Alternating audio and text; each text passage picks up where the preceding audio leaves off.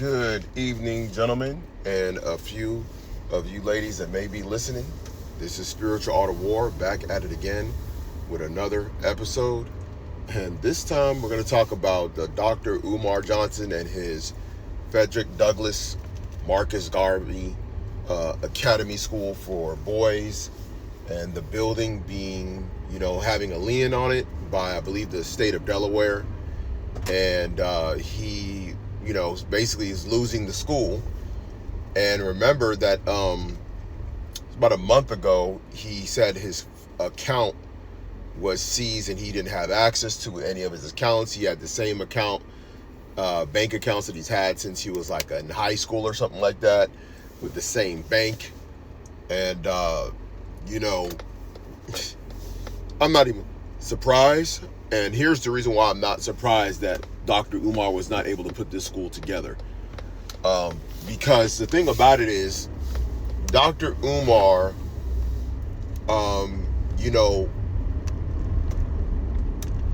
claimed to fame as far as like maybe you could say among the black community, or at least the black conscious community, was him being in Hidden Colors, one of the speaking guests in Hidden Colors. Now, he got that role because he did have videos that were kind of going viral of him talking to black mothers about their children and some of the stuff that the school system may do, trying to get their children on drugs, trying to basically, get them to underperform academically, and going into, what to look out for, which was good information. And that stuff was being put on, YouTube. And, YouTube was like a platform that was kind of rising. And, a lot of videos were easy to kind of find if you were looking for particular content. Now, the algorithm is way vastly improved. I mean, the algorithm will definitely send you certain peoples that you probably would be interested in that you're not even following. So back then it was a lot more like if you wanted to find out about so-called black people issues, you would search certain things and things would come up, and then you may see somebody like a Dr. Umar, and then you start searching for Dr. Umar and all his videos pop up. So he kind of did have, get a voice, and he was an eloquent speaker, him being from Philly. Those guys in Philly are going to be a lot more capable of speaking American English compared to those down south. It just is what it is. They're going to have a different system, and the type of people that were moving up there were a little bit you consider more progressive and had education. In fact, if I'm not mistaken, the Black Boule is based out of Philadelphia. So you're talking about a concentration of more educated white collar type of people in a city like Philadelphia. So now when it comes to this academy, right, the reason why there was a good chance it was going to fail, there's a couple of reasons. One was because of the rhetoric surrounding what the academy was going to be about. And when you kind of get a little bit too extreme, that could end up being attacked. Now, it never got to that point because the school never opened. So but that's something I always thought about as far as the radical angle of the school and how he was promoting it, right? Because he's very outspoken against a lot of different things, and that's one of the very weird things about this whole struggle of being black in America, especially in regards to some of these leaders who have a lot of angst and a lot of very much reasonable, grievances against the United States government, which, no one can deny. You can go back to my first video, okay? I addressed that on my very first video on this channel, okay? So I'm not without, saying that I'm not saying I disagree with some of the talking points that he has, but there's certain talking points that he has that I definitely disagree with, and maybe I might attack those some other time. Now, in regards to this, the money, another thing was the money. See, what happens is in a situation like Umar is that he had money coming in and nobody knew what was going on with the money. And here's the reality. He's never seen that kind of money that he had coming in. That school was a very big hustle. A lot of people donated to the school, including, I believe, Tariq may have donated. I know for a fact Dr. Boyce Watkins donated because of just the idealistic value of having a boys' school, okay, to build up the men, which, again, black women don't even agree with that. Black women don't believe that building up the men is going to be what's going to, propel the people forward. They don't believe in that at all.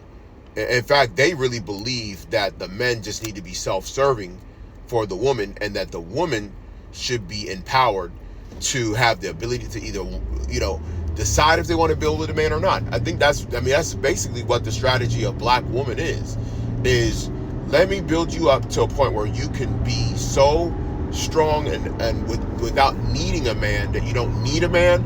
He just becomes accessory to you. And if you want, you can choose another race of man because you want validation, and that's really what the socialization process is for young black girls. Okay, it has nothing to do with falling after so-called black men as leaders and builders. And they actually they basically get it's to the point now where they almost disincentivize young black males from even being builders. I mean, there's no the motivation behind being a builder is not there, because the young black women are having babies with men that are not, building. They're not men that are. This is by and large, not all the time, but by and large, we see it.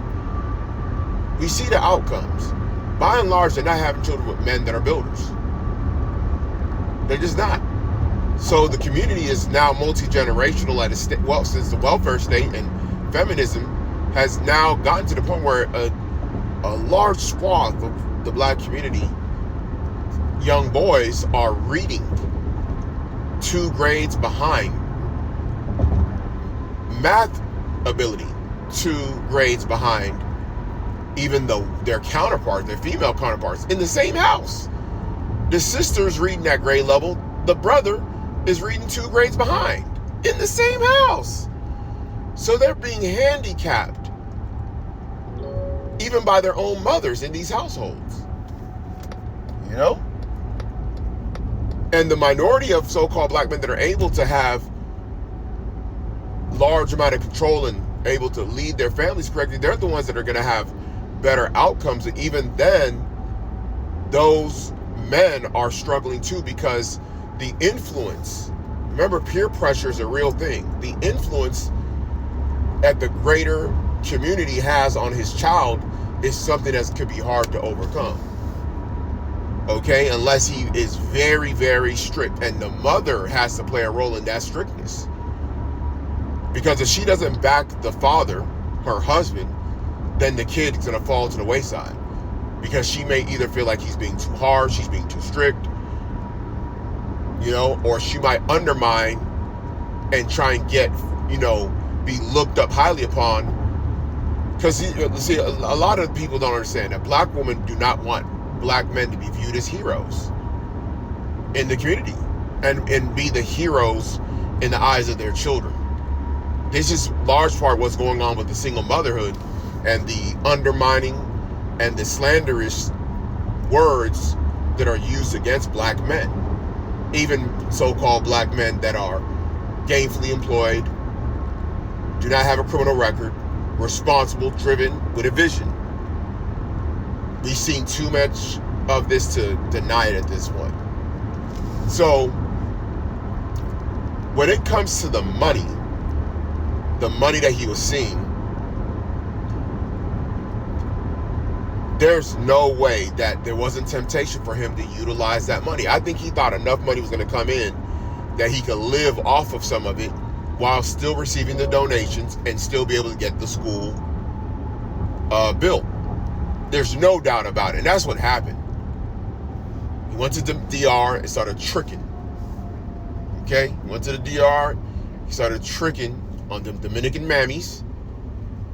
He started tricking on probably local women in, all these different cities, man. Atlanta, Philly, Houston, Detroit, Chicago, Bay Area, LA, Miami. the Carolinas, DC. Yeah, I don't think people understand like how easy it is for someone like him who's already has the energy of kissing the black woman's butt. Now you have a bit of a name, and what's going to happen? You're going to want to now utilize that newfound fame and that recognition to get access to the punani, the ilnana. Okay? And that's where the money started flowing. I think that's what happened. I mean, we see what happened with his 2 baby mamas, man. That was a disaster. And it's clear that he doesn't have the ability to pick, woman right. Not that the women, in the community are in abundance, wholesale good woman, you know what I'm saying? So that's a whole nother subject. But we see exactly kind of what's happening in the community. We can't, your eyes can't deceive yourself anymore, bro. Okay? What you are seeing is not a test. It's an emergency. Evacuate the premises. Okay? So yeah, man, I mean, what's going on with Dr. Umar, man? The money's gone. The school's gone. He's trying to blame the government. He's trying to blame the state of Delaware for the lien and him not being notified properly. And all the people that donated is gone. It's done. And see, he had to eventually come clean and go another route. I think at this point, the only thing he can do is probably just be really a podcaster and try and swing that whole persona into the podcast world and do appearances and have guests on his show. Because there's really nothing else for him to do at this point. There is no school. And, that's just an indictment on him more than anything. Because this is a character issue at this point. This is something he has to eat in front of the whole world that he wasn't able to deliver. And now everybody's going to ask, where did the money go? The money went into his belly. That's where it went. Okay? I'm pretty sure the early stages, he probably, thought it would happen rapidly. I don't think that he initially did the school as a scam. I really believe that he looked at it as a vision of something that was doable. And I think what happened is when he started seeing that money coming in, he started enjoying himself. And I think he got hooked into a lifestyle and maybe the comfort of that money coming in to where he never decided to, go full way with the project. And, the rest is history, man. So, Umar I'm not even surprised. So, this is not even coming as a surprise. I was kind of just waiting for something to happen as far as the failure being reported. And I think we're at this point right now with Dr. Umar. And even the whole concept of and I'm going to say this, and I'm not going to knock on some of this, because let me tell you something. A lot of black women did donate, okay? They did donate, and they saw the vision of the importance of, young so-called black men being built up. You know what I'm saying? So I can't even hate on that. I'm going to be fair, okay? Because there were women that said, the men need to be built up. They need to lead. They need to be the builders of industries. They need to be the ones that are setting the tone, setting the pace. And it failed, bro. So it's not, you got to remember, there's some black women, they only got sons. So that feminism can only go so far when you got only sons. You got to only, you got one boy or 2 boys or 3 boys. What you going to do, Unless you want to turn them into, unless you want to turn them into